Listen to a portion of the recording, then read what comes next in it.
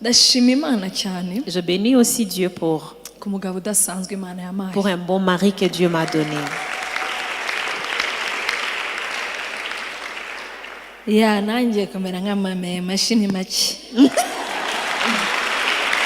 Moi aussi je vais parler comme mamie, acclamer encore beaucoup plus fort. Dieu m'a donné un mari exceptionnel. Je vais répéter cela. Dieu m'a donné un mari exceptionnel.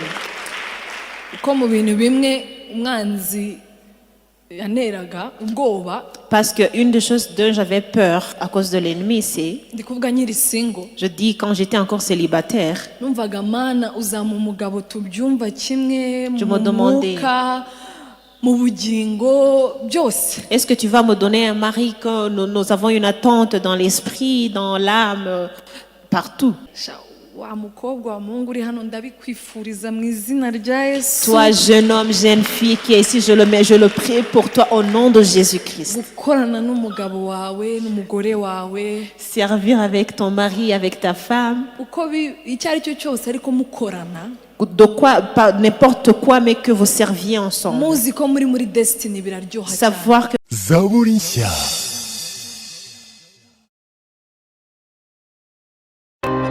waba uteganya urugendo imahanga cyangwa se ahubwo witegura gusura u Rwanda, igisubizo ni kimwe rukumbi. Main Tours and Travels Limited dukata amatike y'indege y'ahariho hose, tukanatanga ubwishingizi bw'ingendo, travel insurance. Waba wifuza gukodesha imodoka yaba iy'iminsi mike cyangwa myinshi, ubwoko ubwo ari bwo bwose turayikubonera ku giciro cyiza. Si ibyo gusa kandi kuko tunagufasha kubona apartment ihebuje iberanye nawe. Dusanga aho dukorera kuri Sainte Famille cyangwa uduhamagare kuri 0788 303 769 cyangwa 0783 982 658. Wanatwandikira kuri maintoursLTD@gmail.com. Sanga ndi makuru ku rubuga maintoursLTD.com. Main Tours and Travels Limited. Make the right move. l'acclamation.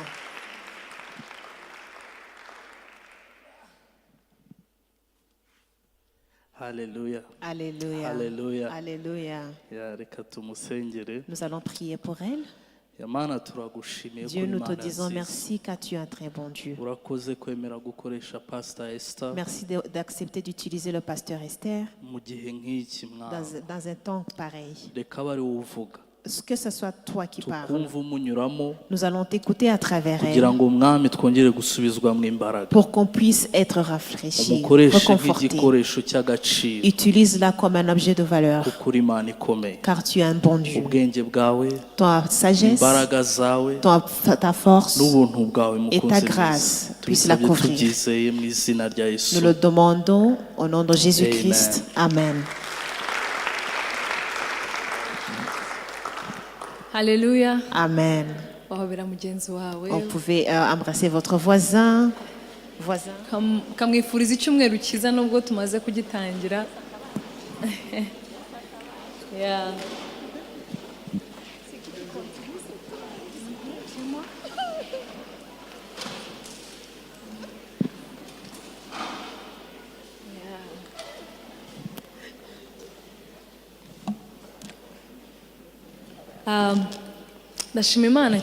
Je bénis beaucoup l'Éternel. Parce que me tenir ici aussi, c'est une force surnaturelle. Et une foi surnaturelle. Je bénis beaucoup l'Éternel. Je bénis beaucoup l'Éternel pour la confiance que les parents ont pour moi, ont eu pour moi. Je ne veux pas le prendre pour acquis.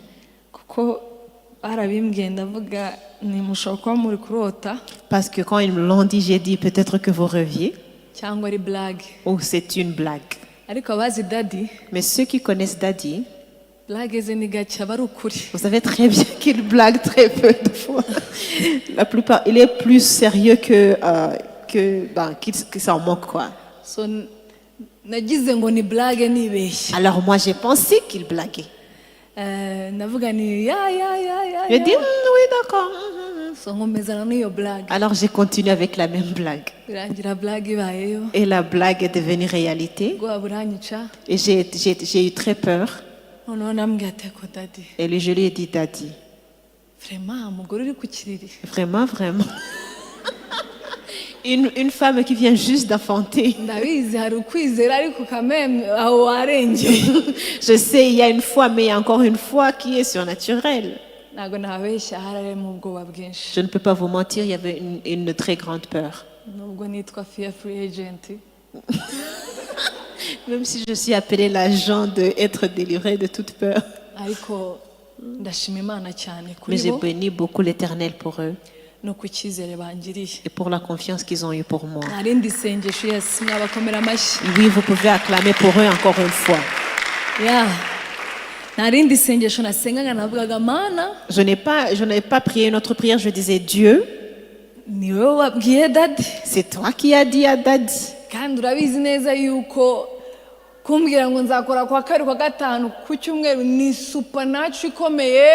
Et me dire que je vais prêcher le mardi, le vendredi et le dimanche, c'est une foi surnaturelle. Je crois dans son onction. Amen. Amen. Je bénis beaucoup l'Éternel.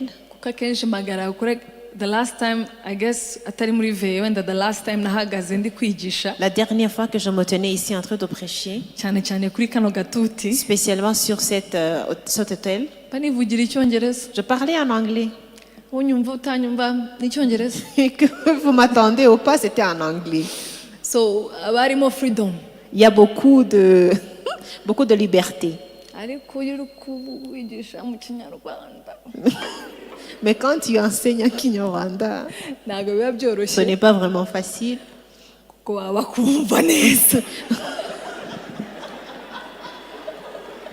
Parce qu'ils t'attendent clairement. Alors moi aussi. Je suis dans le pouvoir surnaturel et la foi surnaturelle.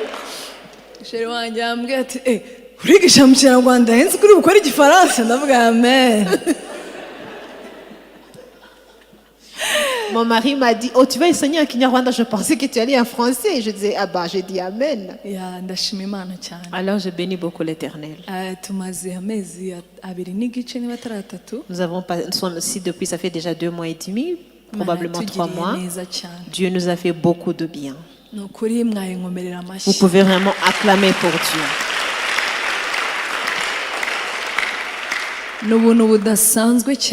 C'est une grâce exceptionnelle que je ne peux pas prendre pour acquis. Que Dieu nous amène ici à Kigali. On n'a pas vraiment pu nous reposer, mais nous avons eu un bon repos. C'est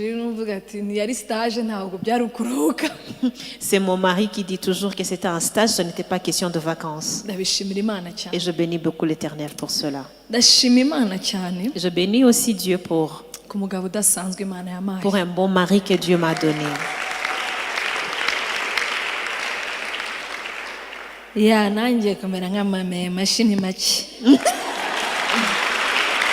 Moi aussi je vais parler comme mamie, acclamer encore beaucoup plus fort. Dieu m'a donné un mari exceptionnel. Je vais répéter cela. Dieu m'a donné un mari exceptionnel.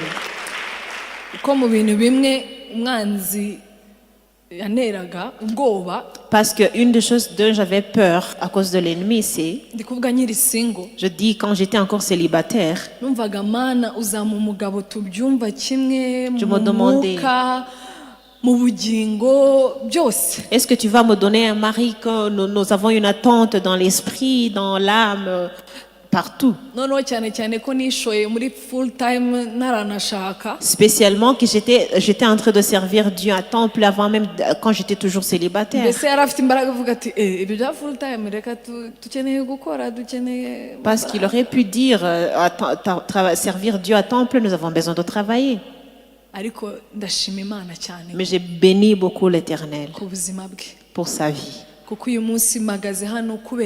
Parce qu'aujourd'hui, je me tiens ici à cause de lui, à cause de son soutien. Voir l'appel de Dieu sur ma vie, que ça ne reste pas seulement sur moi, mais que lui aussi a reçu l'appel.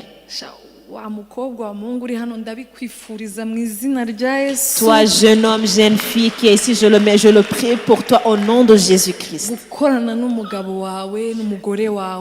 Servir avec ton mari, avec ta femme. De quoi, pas n'importe quoi, mais que vous serviez ensemble. Savoir que vous êtes dans votre destinée, c'est très bien. Alors que Dieu lui bénisse abondamment. Je bénis beaucoup aussi Dieu pour l'église de Masoro, qui m'a envoyé au Canada. Même si je suis partie à suivre le mari. Je bénis beaucoup l'Éternel pour cela. L'œuvre de Dieu que nous faisons à l'Ottawa, ainsi que les pasteurs que nous travaillons ensemble, c'est une très grande bénédiction. C'est très bien que les gens quittent ici Kigali et qu'ils reçoivent aussi une église famille comme ici. Peut-être que vous ne le comprenez pas, mais quand vous avez vécu à l'étranger, vous avez besoin d'une famille. La famille vous manque. Et la première chose qui va vous manquer, c'est l'église. Alors, voir une église qui a ce même esprit que nous avons ici, c'est une très grande grâce. Alors, je bénis beaucoup l'Éternel pour cela. Amen. Amen. Alors cette année est une année spéciale.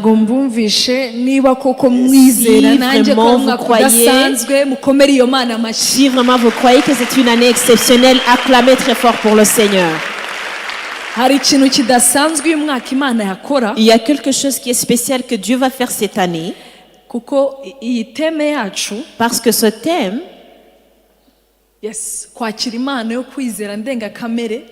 recevoir le don de foi surnaturelle que donne le Saint-Esprit. C'est un don spécial. Peut-être on disait avant, l'année passée, c'était l'année de recevoir la sagesse. On se demandait qu'est-ce que c'est la sagesse. Comment est-ce que nous allons le recevoir? Comment est-ce qu'on peut différencier celui qui est sage et celui qui ne l'est pas? Mais cette année, c'est vraiment très clair. Si tu acceptes de voir foi dans ce thème, cette année peut être une année exceptionnelle. Si tu crois qu'il y a une autre force qui va venir dans cette foi surnaturelle, que la maison que tu n'avais pas pu construire avant à cause de l'argent, que tu peux le reconstruire. Le mariage dont tu te posais beaucoup de questions cette année, que Dieu peut te donner son mari, ne permet pas cette année de te passer. Alléluia. Amen. Ne permet pas cette année de faire quoi? De passer. Voici le thème, nous sommes dans le premier trimestre. Nous allons savoir qu'est-ce que c'est le don de la foi. Ou la foi. On peut comprendre cela sans avoir besoin de beaucoup d'explications. On peut dire oui, je sais ce que c'est la foi. Mais la raison pour laquelle nous devons savoir la définition, c'est que quand on dit que c'est un don, ça veut dire que ce n'est pas tout le monde qui va le recevoir. Ça demande que ceux qui sont en train de le chercher avec persévérance puissent le recevoir. Et quand tu reçois le don, si je te donne un cadeau, si je te donne un don, Et tu sais très bien ce que je te donne dépendamment du désir de ton cœur. Tu ne peux pas le prendre pour acquis. Parce que tu t'attendais à ce cadeau. Tu es ravi de le recevoir. Alors cette année, nous devons savoir qu'est-ce que c'est ce don. Ce don de la foi, à quoi ça ressemble? C'est ça le premier trimestre.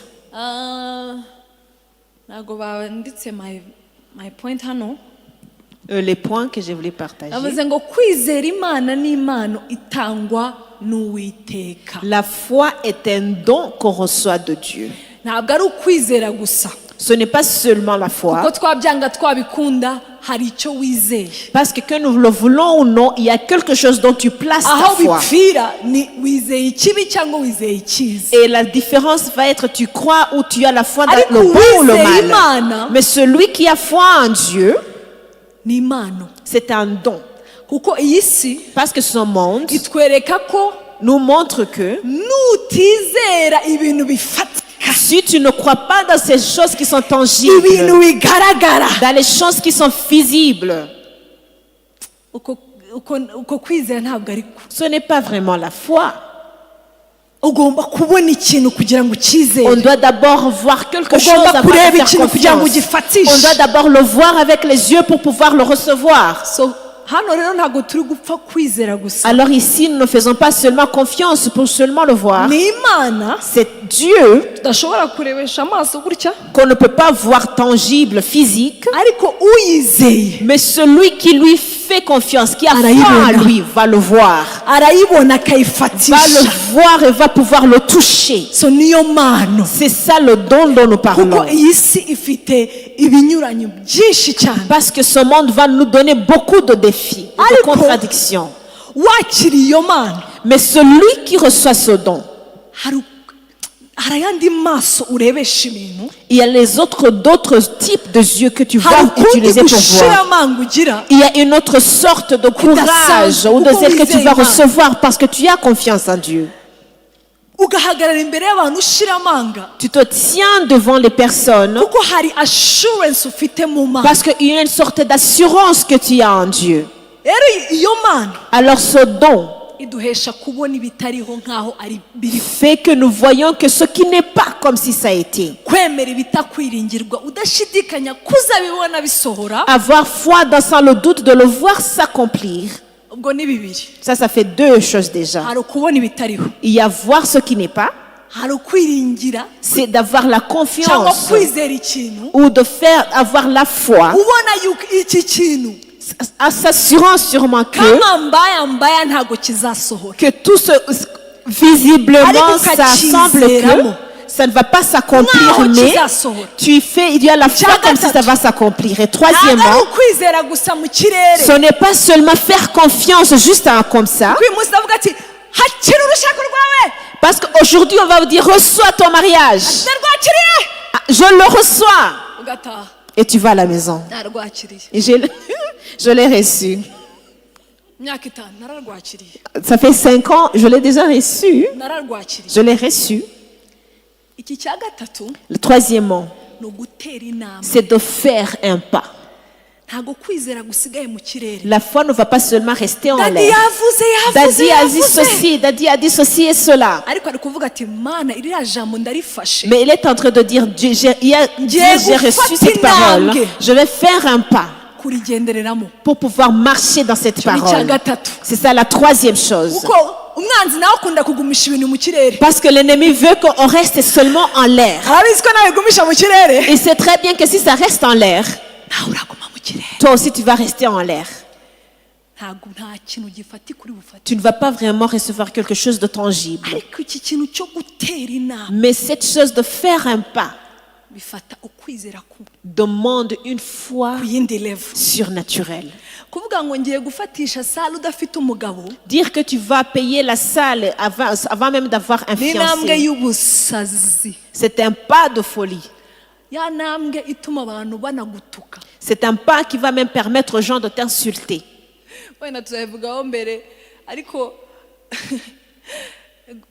David disait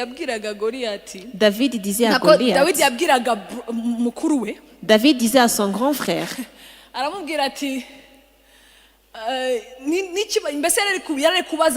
il était en train de demander aux gens qui étaient là, quelle est la récompense de la personne qui va, la récompense que vous allez donner à la personne qui va tuer le géant? Est-ce que vous savez que son grand frère l'a insulté? Demander la question. Là, a infurié son grand frère. Il a dit d'où vient cette assurance que cet enfant parle avec. Alors il y a une foi qui va te faire insulter, qui va mettre les gens, qu'est-ce que tu es en train de dire? C'est ça, faire un pas sans prendre en compte les contradictions ou les épreuves du temps, car tu as choisi de croire ton choix, de croire à celui qui te l'a dit. Je ne fais pas un pas juste comme ça. Comme Daddy l'a dit, il y a une parole que j'ai reçue. Il y a une parole que j'ai reçue. Aujourd'hui, même si tu ne rentres avec autre chose, rentre avec la parole et dis, Dieu, il y a les choses que je ne peux pas faire avant d'avoir reçu ta parole. Pour que je ne puisse pas appeler que c'est la foi d'autrui, je vais leur dire que c'est toi, Dieu, qui me l'a dit. C'est pour cette raison que je ne fais pas confiance aux gens, même s'ils m'insultent. Mais parce que tu m'as dit ceci, je vais faire ce pas. Nous allons continuer avec les Écritures. Premièrement, dont je vais parler aujourd'hui. Pas autre chose que il n'y a rien d'autre qui va te donner cette foi. Tu ne peux pas faire confiance ou avoir la foi dans ce que tu ne connais pas. Des fois, tu parles à une personne et tu vois que vraiment, ils ne connaissent pas Dieu. C'est pour cette raison que la première chose qui va te donner faire ce pas, avoir cette foi, c'est la vraie connaissance de Dieu. Le connaître. Parce que le connaître,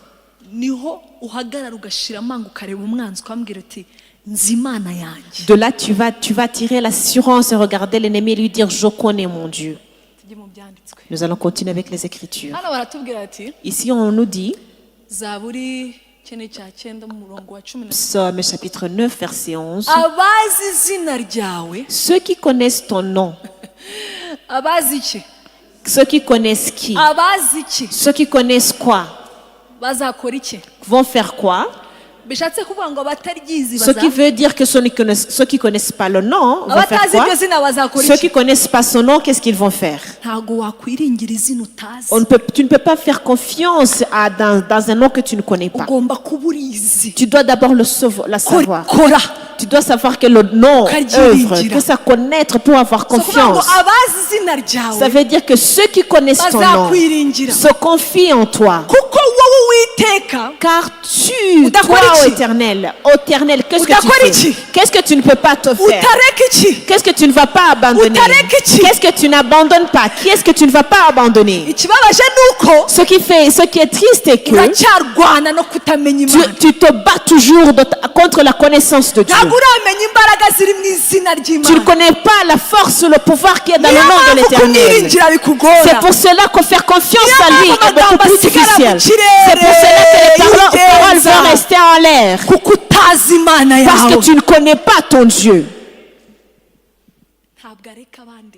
Il n'abandonne pas qui?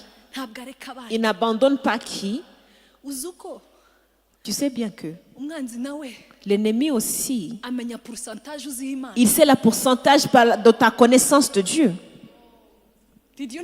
Est-ce que tu connaissais cela? Il sait le niveau de ta connaissance de Dieu.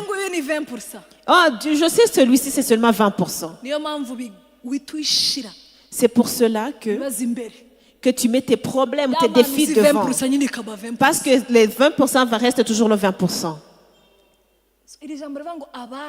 Alors cette parole nous dit, c'est très important d'avoir la connaissance de son nom, de savoir que le nom va œuvrer, va travailler, va accomplir.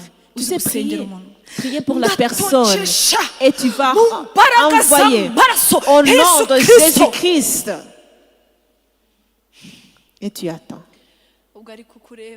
Et la personne te regarde. Et la personne a faim. La personne veut partir parce qu'elle a déjà compris ou entendu parler de ces noms. Et la personne va venir te dire,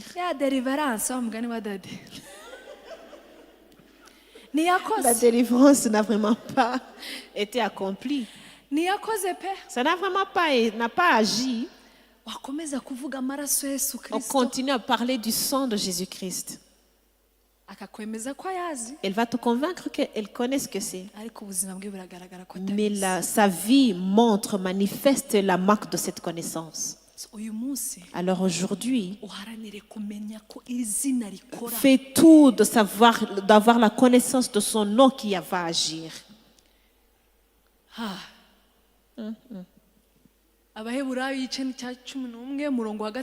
Hébreux chapitre 11, verset 6. Personne qui fait quoi?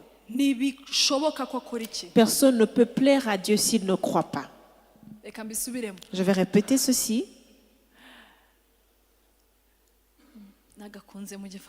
J'ai bien aimé ceci en français.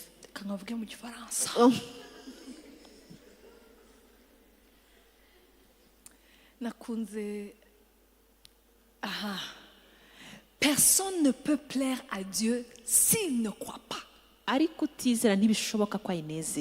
Point. Ça veut dire plaire à Dieu. Tu dois croire en lui. Alors le manque de cette croyance ou de cette foi, et tu viens ici, tu commences à chanter, mais il sait très bien que tu ne crois pas en lui. Tout ce que tu as fait, c'est rien du tout. Pour lui, pour Dieu, lui faire confiance, lui croire, c'est lui plaire.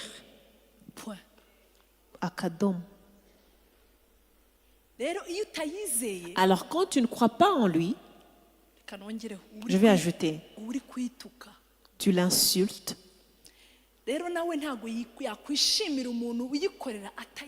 Alors lui aussi ne va pas se réjouir de la personne qui va le servir sans faire confiance. Je suis dans une commission, je sers Dieu ainsi et cela. Mais ce qui est très important, tu l'as perdu même à la fondation ou au début. Alors il n'y aura pas d'autre manifestation. Ce sera dans les actions. Personne ne peut plaire à Dieu s'il ne le croit pas. En français, on ajoute un point, ce qui veut dire qu'on ne va rien ajouter. C'est un point final. Alors ta confiance en lui, ça va aussi lui faire plaisir. Il va se sentir que cette personne a vraiment confiance en moi. Je ne peux pas l'abandonner. En d'autres mots, cette personne me connaît.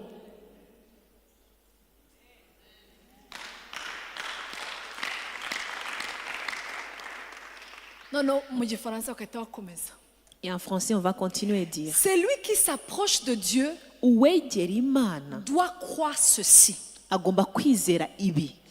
Dieu existe. On connaît que Dieu existe. On peut s'en moquer et dire oui, mais tes actions vont montrer que tu peux dire que Dieu existe. Tu sais que tout cela peut devenir la réponse à tous ces gens. Tous ces tantes qui te rappellent que tu n'es pas encore marié. Toutes ces personnes qui te rappellent que tu n'as pas encore l'enfant. une seule réponse. Dieu existe.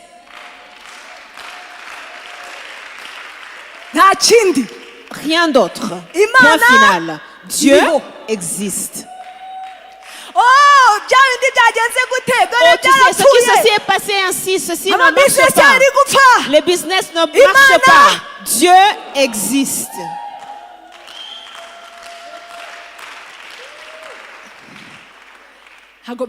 Ce n'est pas facile. Ça doit d'abord demander que tu connais qu'il existe. Parce que ce que tu dis doit parler, doit marcher ou doit être en accord avec ton cœur. Parce que le dire, alors que l'ennemi voit bien que tu ne le crois pas, il va amener un autre défi qui va te faire reculer encore derrière. Mais te tenir debout et regarder ton ennemi et le dire, rien, il n'y a aucun souci. Dieu existe. Point final. Et il continue.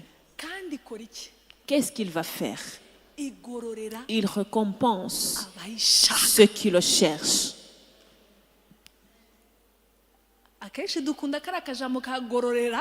Vous voyez, la plupart, on aime bien cette parole qui parle de la récompense. Mais nous ne savons pas que il y a la partie qui dit de le chercher.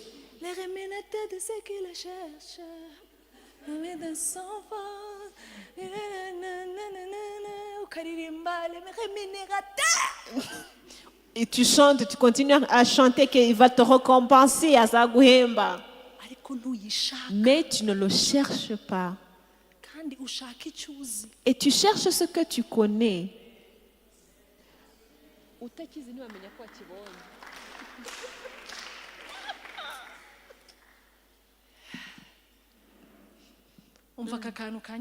Et ceci,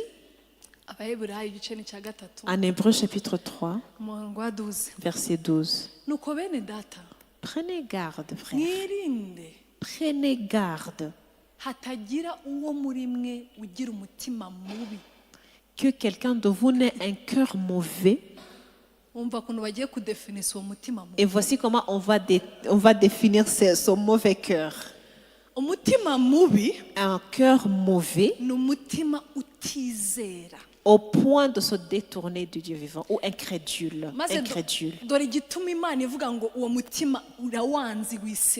Voici pourquoi Dieu va dire que c'est un mauvais cœur et incrédule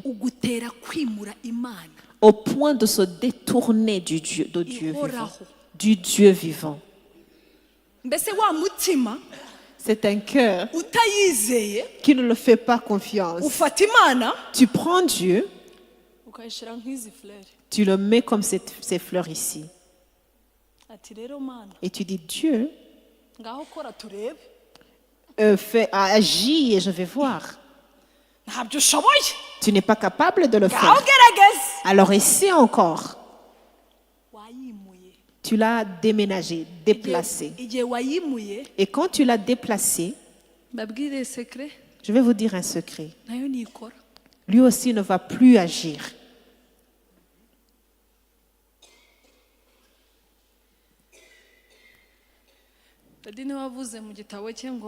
Daddy a dit dans son livre,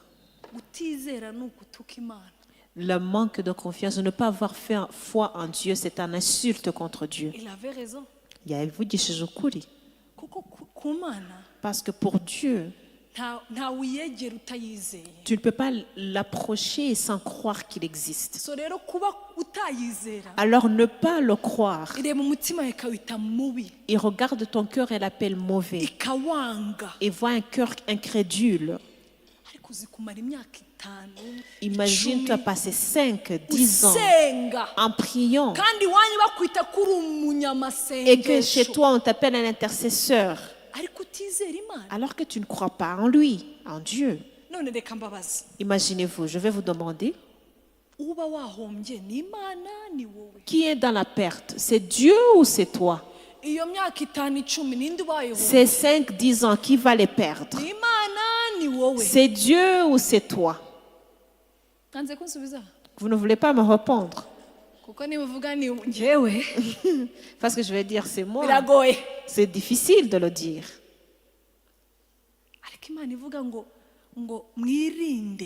Voyez, Dieu est en train de dire prenez garde. Parce que si tu ne me fais pas confiance, ça m'attriste. Je déteste ce cœur. J'appelle ce cœur mauvais.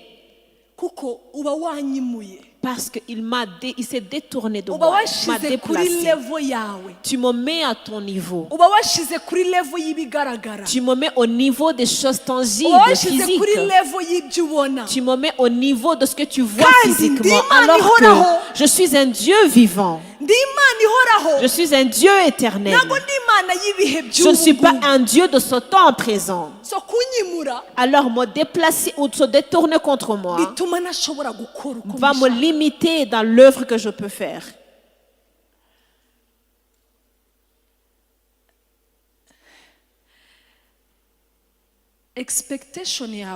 Tes attentes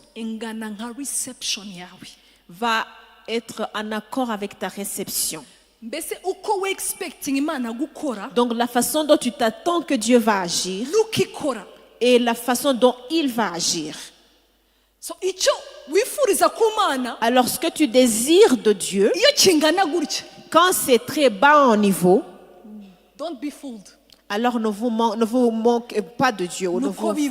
C'est comme ça, c'est cela ta réception, c'est ce que tu vas recevoir. Alors nous sommes satisfaits, nous sommes rassasiés des gens qui continuent à déplacer Dieu. À se détourner contre Dieu en disant c'est le Dieu de Daddy qui n'est pas en train d'agir. Je ne suis pas en train de voir ce Dieu agir. Alors que c'est toi qui s'est détourné contre lui. Tu l'as déplacé de son trône où il doit aller et tu l'as mené en bas à ton niveau. Alors ça, il n'y a pas autre chose. Les paroles que tu vas dire, tes pensées. Tu pries, oui. Mais dans tes amis, tu vas parler du Dieu ceci et Dieu cela. Ce Dieu ne va pas agir. Alors pour Dieu, ça va l'attrister. Alors aujourd'hui, remets Dieu dans sa place. Et dis Dieu, je vais être la folle ou le fou qui va croire que tu es un Dieu qui a la capacité de faire. Au lieu de t'insulter, on va m'appeler fou. Au lieu de t'insulter, au lieu de te déplacer, au lieu de te détourner contre toi. Et ceci va demander une très grande détermination. Avoir cette capacité d'affronter. Il y a un exemple de la personne qu'on va dire.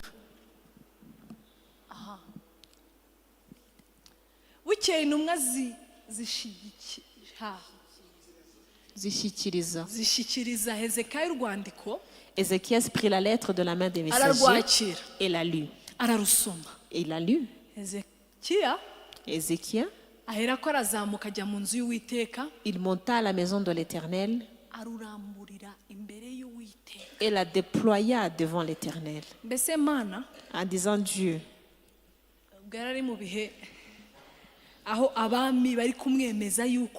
Il était dans des moments où beaucoup de rois étaient en train de le confirmer ou de lui disaient que ton Dieu ne peut pas agir. Ton Dieu n'est pas vivant. Parce que même ceux qu'on a tués ou ceux qu'on a pu vaincre, et tous ces autres pays qu'on a pu conquérir, ils nous ont montré leur Dieu.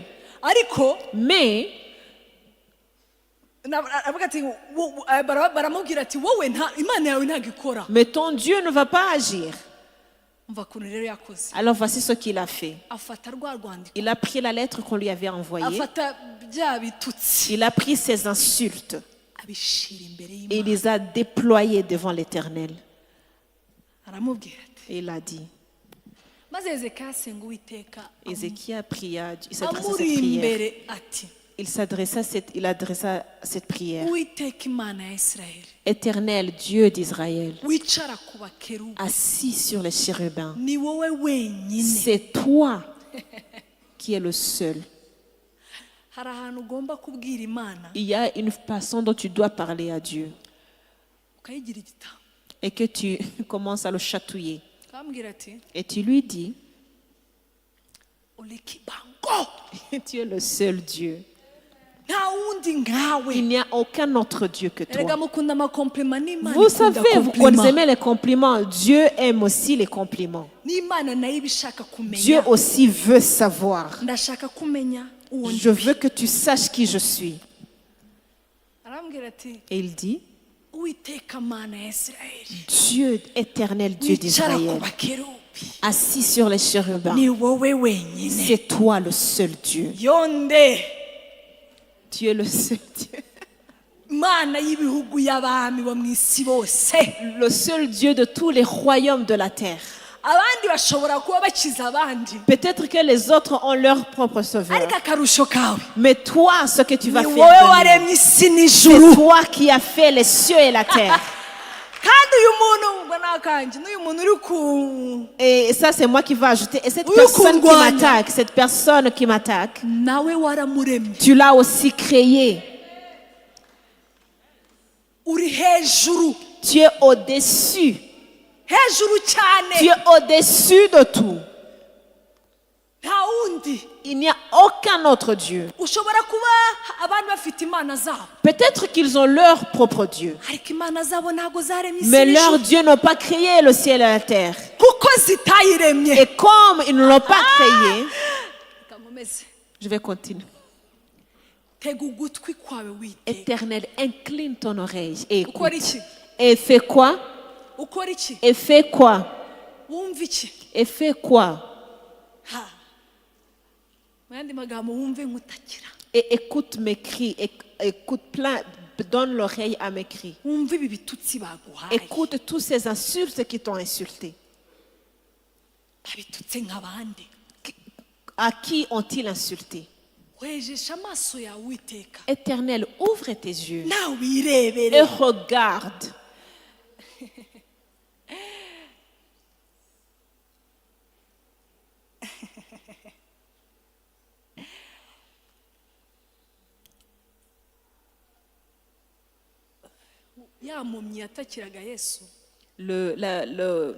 L'aveugle qui criait pour Jésus, il était en train de lui dire, Jésus, Jésus, sauve-moi, sauve-moi, guéris-moi. Et les disciples, les gardes-corps, étaient en train de le faire taire. Ils disaient, ah, va-t'en. Et il a continué à crier. Et Jésus l'a attendu. Et lui a dit, et lui a demandé, qu'est-ce que tu veux que je fasse pour toi? Il y a des fois que cette question, je me le demande. Est-ce qu'il ne voyait pas qu'il était aveugle? Ou il ne le voyait pas?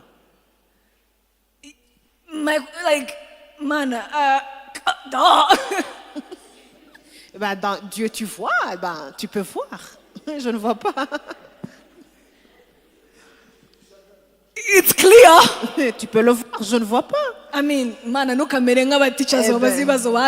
Dieu, tu n'es pas comme un enseignant qui demande les questions et qui a déjà les réponses. Mais la raison pour laquelle Dieu lui a demandé cette question, il voulait aussi que lui-même puisse déclarer sa requête. Même si je le vois, je veux que tu puisses le dire. Il y a des fois que tu dois dire à Dieu et dire, Dieu, toi aussi tu dois le voir. Alors qu'il le voit déjà. Alors qu'il fait quoi? Il le voit déjà. Il te dit, ok Dieu, mais peut-être que tu ne vois pas clairement ce qui se passe. Je vais te le montrer encore une fois. Il y a des fois que Dieu veut que tu lui demandes de voir, de reviser. Regarde. Ouvre tes yeux et vois le nombre d'années que j'ai passées. Regarde comment ils sont en train de me contredire. Tu vas devant Dieu et tu dis, Dieu, tu es déjà au courant. Est-ce que tu ne sais pas? Est-ce que tu ne sais pas? Est-ce que je dois te répéter? Est-ce que tu ne vois pas? Est-ce que tu ne vois pas? Et certains d'entre nous avons ce comportement en disant à Dieu, est-ce que tu ne le vois pas? Est-ce que j'ai besoin de te le répéter? Les 7 jours que j'ai fait de prière, est-ce que je n'ai pas encore dit? Est-ce que je dois encore répéter? Quand même, Dieu, quand même. C'est clair, hein? Il y a des fois que tu dois pousser à Dieu et lui montrer. Et tu dis, peut-être que tu ne vois pas ceci clairement, mais je viens te le présenter.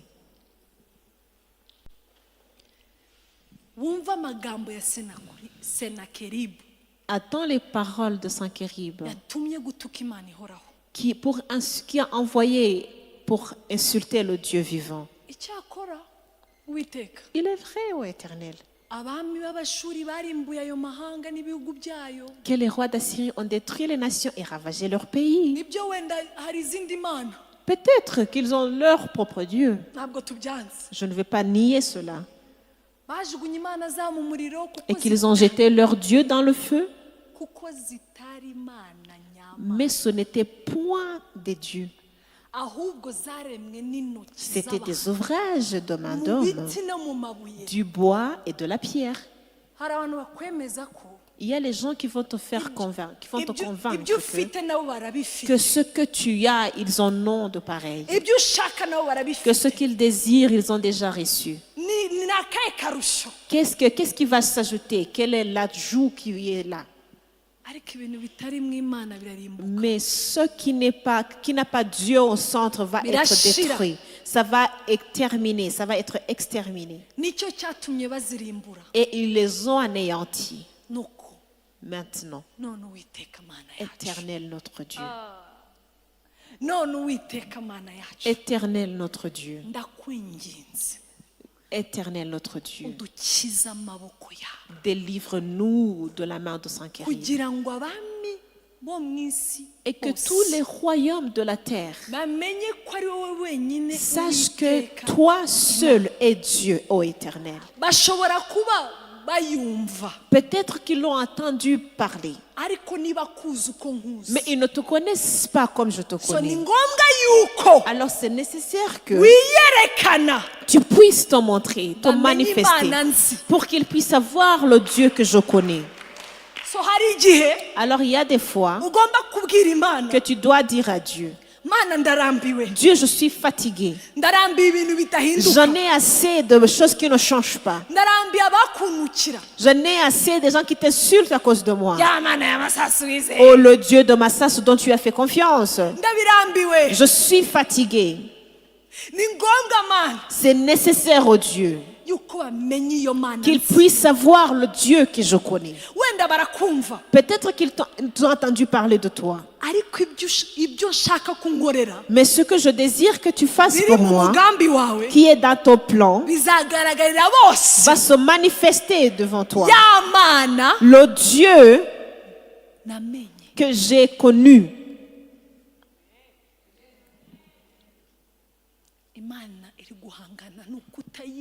Dieu est en train de se battre contre le fait de ta manque de connaissance de lui.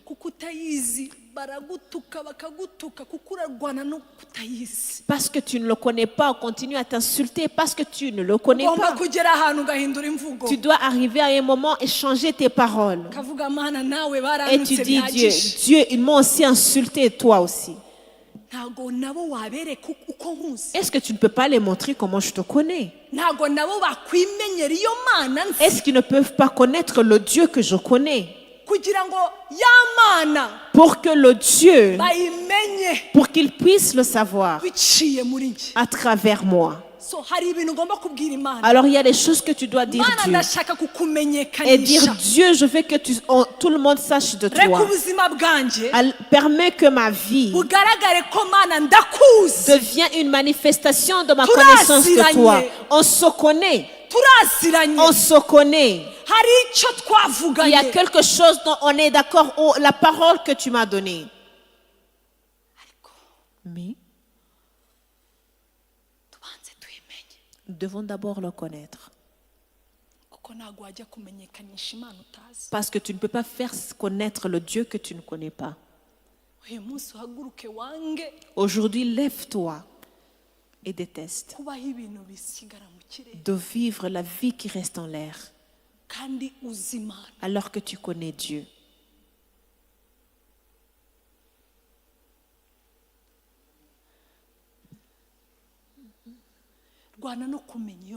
Bats-toi à le savoir, à le connaître. À le connaître. Et dis, Dieu, j'en ai assez. Je te connais, tu existes, mais tu as besoin de te faire savoir, de te faire connaître. Tous les gens qui m'entourent, qui continuent à répéter le Dieu dont tu as fait confiance, pour qu'ils sachent que tu existes. Alors, ici, Ézéchias, il ne désirait rien d'autre. Et imaginez-vous, Dieu seul, il est le seul qui s'est délivré, qui s'est montré dans cette situation. Alors tu dois arriver à un moment et dire, Dieu, je veux que ta beauté ou je veux que ta gloire se manifeste. Au niveau que ce soit, que tout le monde sache que tu es le seul Dieu.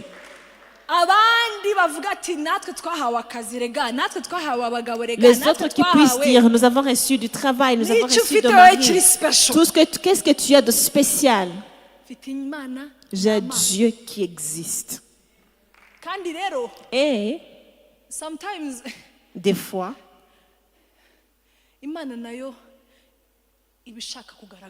veut aussi se manifester. Entre-temps, il le désire. Il ne se réjouit pas des insultes qui sont contre toi. Il ne se réjouit pas que tu perds du temps. Alors toi, tu dois te battre et dire, Dieu, je désire te connaître. Et que tous ceux qui m'entourent te connaissent. Amen. Amen.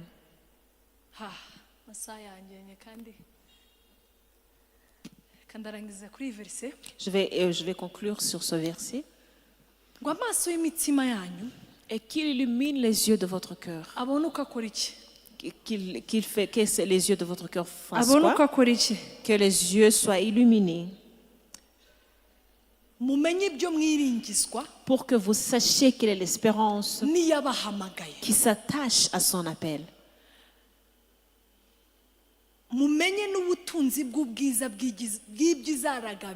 Quelle est la richesse de la gloire de son héritage qu'il réserve aux saints? Tout ce qui ne va pas, c'est dans le cœur. Alors ici, dans le cœur, le cœur a des yeux. Parce que le cœur est la source de toutes choses. Alors que les yeux de votre cœur soient bien illuminés.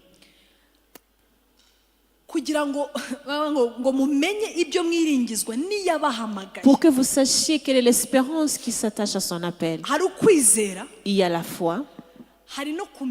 Il y a aussi la connaissance que celui dont tu as fait confiance, celui dont tu as placé ta foi, ne t'abandonnera pas. Et ceci va te donner cette assurance, surtout dans le cœur.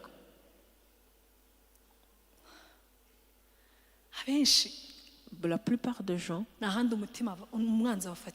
l'ennemi va les attaquer autre part que dans leur cœur.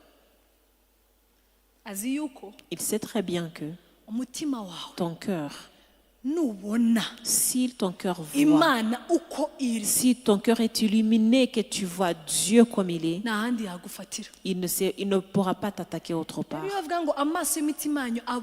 Alors la Bible nous dit que les yeux de votre cœur soient illuminés. pour que vous sachiez quelle est l'espérance. N'ayez pas l'espérance qui est seulement en l'air, mais que vous sachiez. Que vous ne sachiez pas que vous pouvez seulement avoir l'espérance. Je fais confiance, ceci va s'accomplir, mais avoir l'espérance, celui qui l'a dit. Alors ces yeux,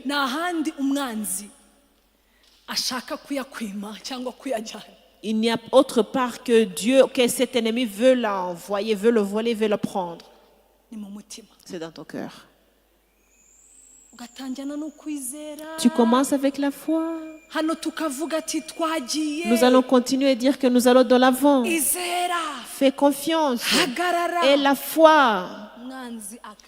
Et l'ennemi va te frapper dans le cœur. Et il fait te faire, les yeux de ton cœur seront fermés, auront ces ténèbres. Et tout ce qui a été dit, tu vas perdre la force, tu vas être découragé.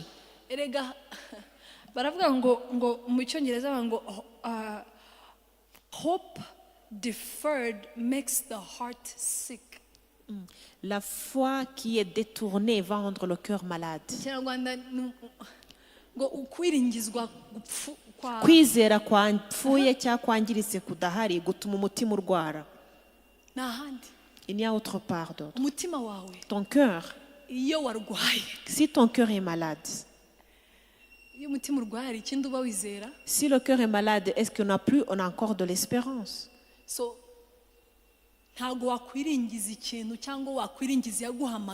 Tu ne peux pas avoir l'espérance qui s'attache dans l'appel de celui qui t'a appelé dans un cœur malade. C'est pour cela qu'on va continuer à mentionner et dire beaucoup de choses, mais tu ne le crois pas dans ton cœur. L'ennemi va te dire abandonne. Il va te décourager dans le cœur. Alors l'espérance que tu avais, tu vas abandonner rapidement. Alors aujourd'hui, demande à Dieu de le connaître, mais demande-lui aussi, Dieu, agis dans mon cœur d'abord. Parce que l'ennemi me dit que je suis mauvaise et je n'ai pas la confiance que j'aurai un mari. L'ennemi va me convaincre que mes années sont dépassées et je ne peux pas avoir l'espérance que tu vas me donner mes enfants. Mais Dieu, tu peux œuvrer, tu peux agir dans mon cœur. Si tu agis dans le cœur, mes yeux seront illuminés pour te voir. Amen.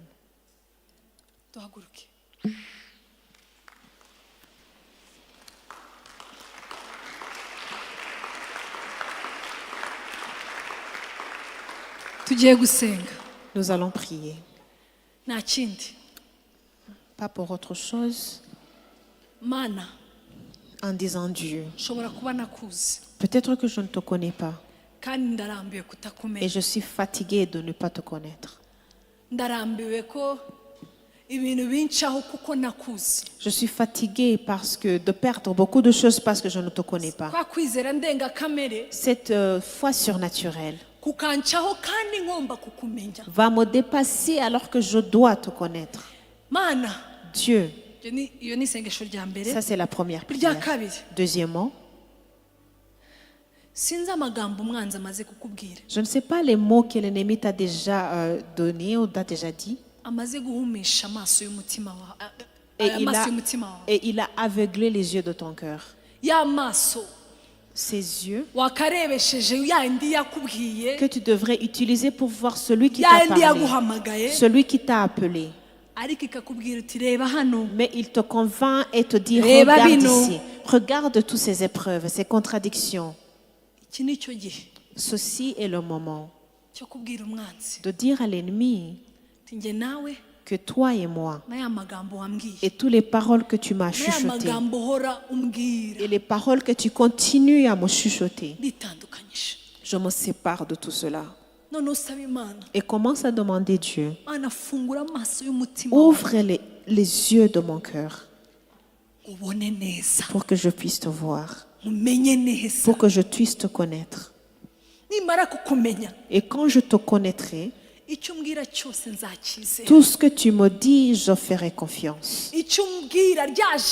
J'aurai la foi dans la parole que tu vas me dire. Je vais prendre la parole et la rendre mienne. Parce que je fais confiance, j'ai la foi dans un Dieu que je connais. Nous allons prier.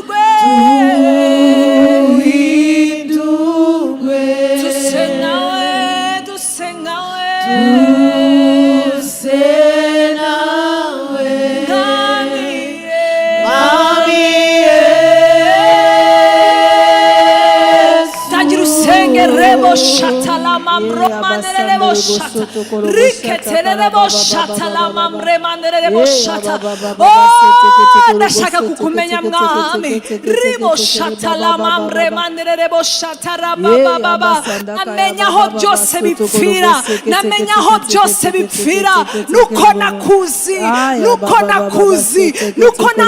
yuko ukora ribo shatara baba baba uyu munsi ngusubije mu mwanya wawe uyu munsi ngusubije mu mwanya wawe hindura umutima wanjye kwizera ibyo mbona ribo shatara baba baba korobo sheketere bo shat rikatara mama shatara baba baba ribo shatakara baba ribo shatara baba baba riketere bo shatara baba yegenere bo shatala mamre baba ribo shatakaya baba riketere bo mana tugusubije mu mwanya wawe mana tugusubije mu mwanya wawe ribo shatara baba baba riketere bo shata lema promandere bo shata baba zeketere bo shata mana usubije mu mwanya wawe mana usubije mu mwanya wawe mana usubije mu mwanya wawe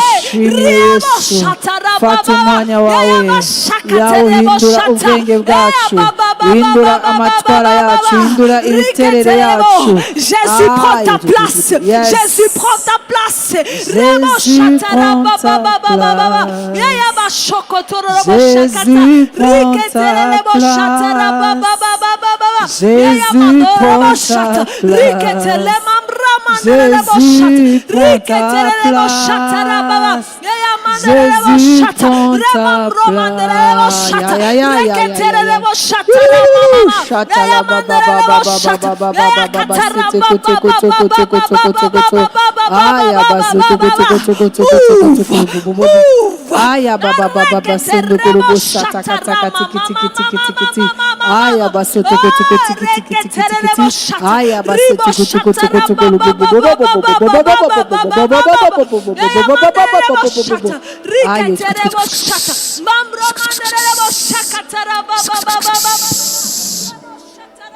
Yes, Lord. Yes, Lord.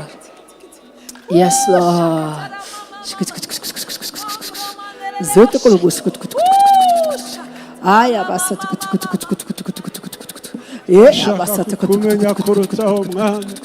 Turashaka kukumenya kurutaho mwana. Turashaka kukumenya kurutaho. Thank you, Lord. Thank you, Jesus. Turashaka kukumenya kurushaho Yesu. Turashaka kukumenya kurushaho mwami.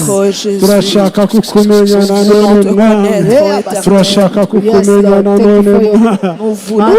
Turashaka kukumenya Yesu. Reka dusa umubyeyi.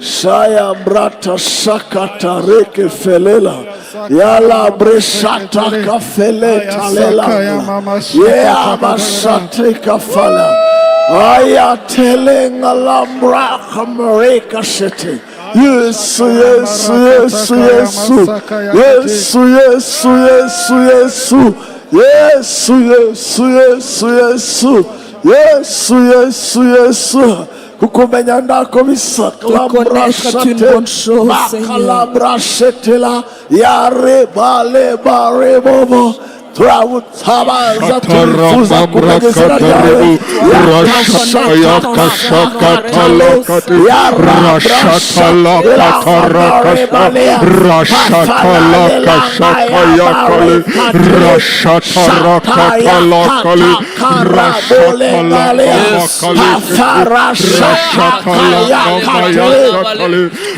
Yesu Yesu Yesu ayatela kashakata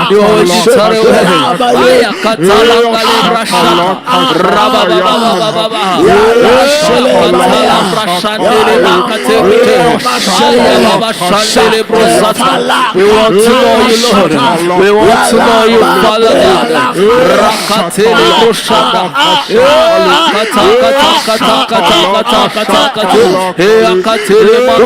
Oh, we want to know you, Lord. We want to know you, Father God.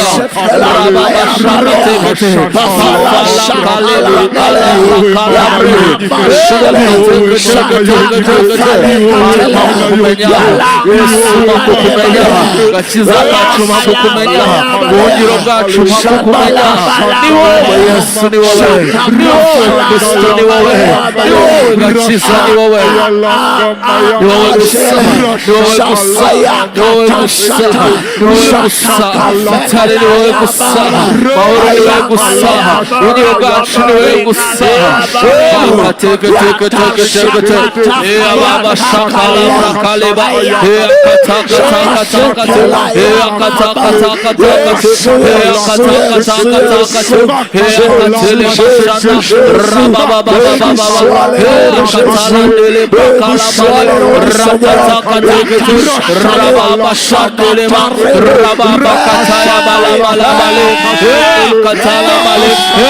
kataka taka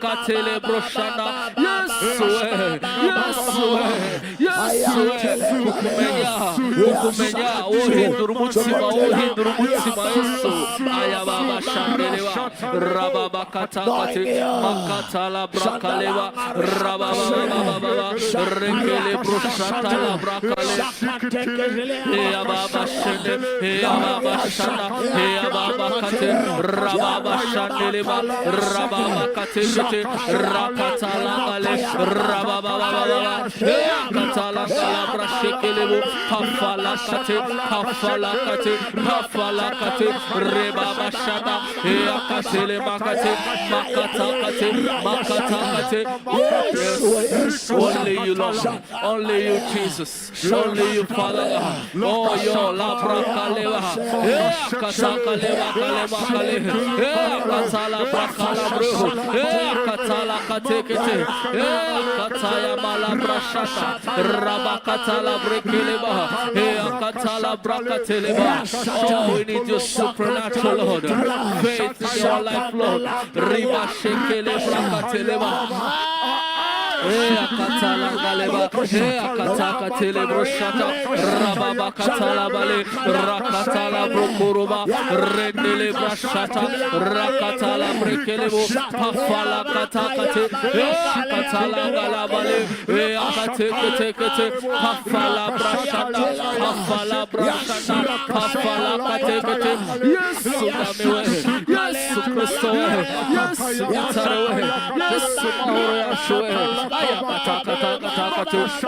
Katala brakaleba, rakatala brashana, katele broshana. Yes, Lord. Rakataya balakate, katala brakala bale, pafala dele broshana, katele makate, katele makate, katele makate, katele makate, katele makate, katele makate, katala brakatele broshana. Yes, Lord. Yes.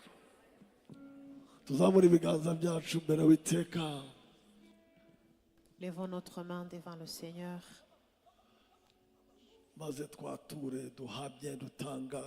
Et nous allons déclarer et proclamer et dire, Seigneur Jésus, ce soir, dans la maison qui est appelée ton nom, je me tiens ici en levant mes mains. Je désire te connaître. Te connaître réellement sans mélanger. Et cela, c'est toi qui me le donnes. Ce soir, après avoir attendu cette parole, je t'en prie, illumine les yeux de mon cœur pour que je puisse te connaître. Pour que je puisse te connaître. Pour que je puisse te connaître.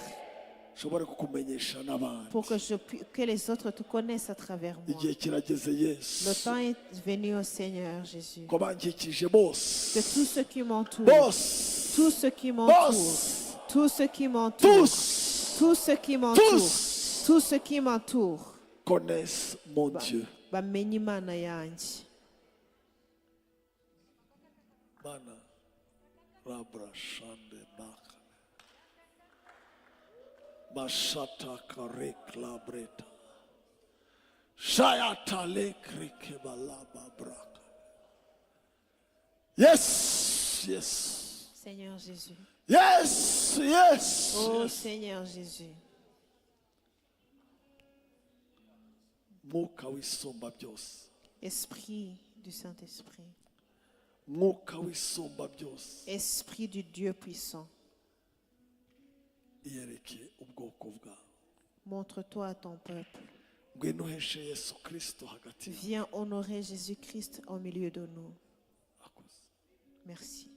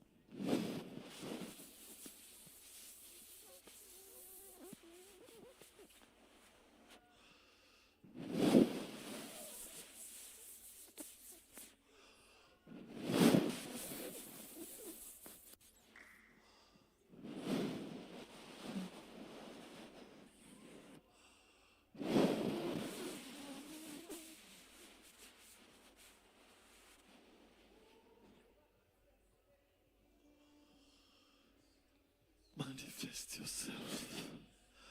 Manifest yourself. Manifeste-toi, Seigneur.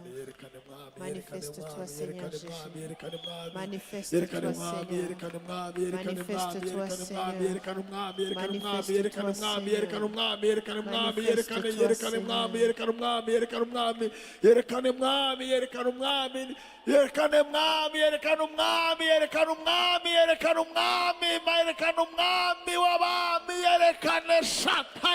Yerekane bakumenye bakubone bakwemere yerekane garagara yes paflashila klaba shande ramakal rapashatera yama sheabatala karia shatheama prashata shakateria bateleva sheamaka terebo sheaba la pashet.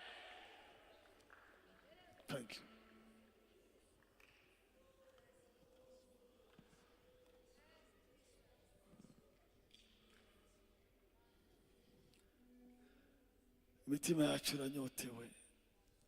Cœurs sont assoiffés. Nos cœurs sont assoiffés. Assoiffés de toi aussi. Nous désirons te connaître toi. Merci de te montrer à nous. Nous allons te connaître. Nous allons faire confiance à toi. Et nous allons te faire connaître. Bénis ton peuple. Qui ne reste pas seulement mais qui soit enraciné dans ce que tu as dit. Et ils vont te connaître beaucoup plus et te faire connaître. Le temps est arrivé, Seigneur. Fais des œuvres qui te fassent savoir pour qu'elles puissent te connaître. Des œuvres, des prodiges surnaturels. Par notre foi en nous, le Dieu Tout-Puissant. Au nom de Jésus-Christ. Amen. Amen. Amen. Amen.